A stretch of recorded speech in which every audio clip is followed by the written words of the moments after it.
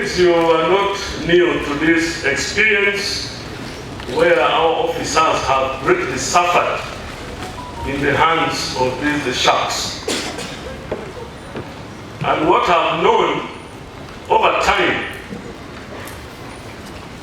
is that these people, when coming to talk to you into loan, they come when they are very beautiful. The banks, the sharks. I think they select the best or the most beautiful human beings in their institution to come and talk to you. If they are the girls, they present the beautiful ones. If the men, the handsome ones. So they come and talk to you, you fall into their trap.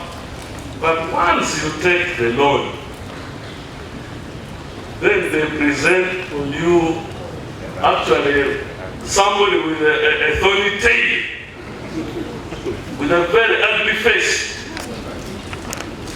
And then they start harassing you. So no officer should fall victim to such systems when a member-owned, transparent and supported institution like Exodus Circle is in place. Rescuing, because for us, rescuing you becomes very difficult when you fall in the trap of those people. Download the app on App Store or Google Play Store now. Vision Digital Experience, the future of media.